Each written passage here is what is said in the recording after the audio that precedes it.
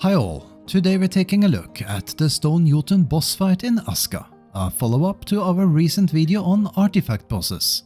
If you missed that one, why not make it your next watch? We show the fight for each of the 4 bosses that drop artifacts in ASKA, which in turn allows you to build 4 special altars. And as always, if you like our content, please give us a thumbs up and don't hesitate to comment and subscribe. Your support really makes a difference. The Stone Jotun is the hardest boss we have seen so far and is also linked to unlocking the Stone Jotun Temple. That said, to build a temple, you not only have to defeat the Stone Jotun boss, but as well build the air, earth, water and fire runestones, so it's quite an undertaking. We'll show the fully built temple in more details in the very end, but let's first dive into the actual boss fight. The Stone Jotun arena looks like this. It's a large round stone circle with a handful of standing stones scattered around, or statues if you like. There's only one Stone Jotun arena location on any map. To start the encounter, you need to bring 5 Jotun blood as sacrifice. Simply interact with the summoning altar to deposit them. Once done, you'll get the option to summon the boss. When it comes to preparation, you will want to bring several stacks of onions or garlic for healing. Keep in mind to bring stacks that are all well on the green side decay-wise, or you won't get the healing buff. You'd also want food, water and most importantly a fresh 12-minute well-rested buff from your chieftain house. That not only makes you a lot stronger, but the buff to your stamina and stamina recovery is key for any fight.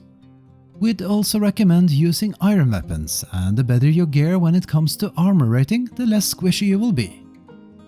We'll be fighting the boss co-op with the 2 of us from Pixelcave, and with a mix of melee and ranged weapons, but we'll also talk about alternative solo and ranged options a bit later. To damage the Stone Jotun boss, you will need to hit one of his weak points. They are easy to spot. There is one on his front right leg. Then there are another 4 on his back, one on the lower left leg, one on each arm and one larger one in the neck area. You can only damage the boss by hitting either of those points, that be with arrows or your melee weapon. No matter your preference, here's what to keep in mind. The boss will do a ranged AoE attack as seen here. You will notice a blue outline and a damage effect after about 2 to 3 seconds when it explodes. So keep moving and dodge roll out of the ring to avoid damage as needed. If you're in close proximity to the boss, he'll also do short-range AoE stomps with a knockback effect. Then there's this beam that will follow you around for 5 to 6 seconds. Once it's locked in place, it will usually summon a mini Stone Jotun, but sometimes it also simply calls down an AoE strike. If you stand in a beam, you'll take some damage and get knocked back, though it's easy enough to avoid these attacks. When it comes to the mini adds, they can be taken down relatively quick, and we recommend doing so as you don't want too many of them roaming around to complicate things at any given time. It's worth noting that these beams also damage the boss and adds if they hit close enough, which you could use to your advantage. On the topic of the beams, they will also randomly summon a large Jotun shard instead of a mini golem, which is an interesting element of the fight. Once a shard appears, you will see lightning-like bolts between it and the boss, as well as any adds that have spawned, and you might have guessed it, yes, these do heal the boss, so they should always be destroyed as soon as possible. When you destroy a large Jotun shard, a small unstable shard will be left behind, and at the same time all mini golems will freeze in place for a few seconds, giving you an opportunity to take them out faster. If you ignore the unstable shard, it will explode after a short time, doing AoE damage. However, if you are fast, you can pick the shard up and drop it close to the boss. If it explodes in range of the boss, it will stun him for a few seconds, allowing you to easily hit him an extra 1 or 2 times. Finally, when the boss is down to 50% health, he will lose his legs and continue the fight in a less mobile form. though as a result his weak spots can mostly be targeted from behind. The same attacks as outlined still apply in this form, with the exception of an additional spinning knockback attack. There are no further phases to this fight, and you simply need to grind the boss down until he's defeated.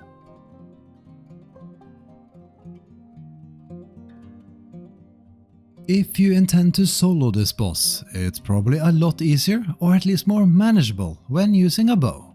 However, this would require you to have leveled up your skills a bit.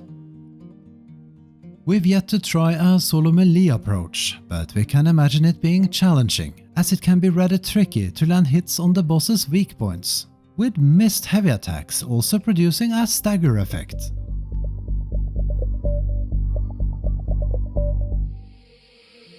That said, even if you play solo, you are technically not alone, as you have your tribe. You could, for instance, attempt to bring a couple of dogs with you, though we believe they might die too easily, so the better approach might be to bring archers and warriors for support. The way you would do that is by creating a patrol marker at the boss's location. Though again, we have not tried it, and we're not sure how well the AI will perform.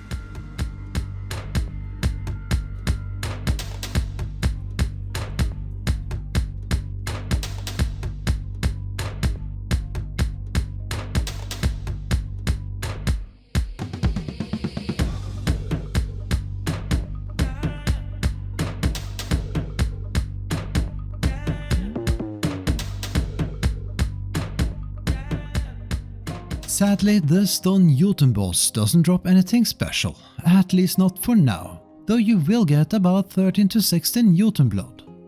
So yeah, that's the Stone Jotun boss fight for you. Now to wrap things up, let's take a look at our Stone Jotun Temple that is unlocked as part of defeating this boss. It did take us some time to build it due to not having the 20 iron bars in storage, but we managed it in the end, and it's crazy big. We couldn't see any unique bonuses that the temple provides, but it gives a hefty plus 100 housing points to buildings in close proximity. Villagers will also come here during their leisure time to relax, the same as they do with the wooden altar. We hope you found our video helpful and are looking forward to build your own Stone Jotun Temple, and we would love to hear from your experience with the boss fight.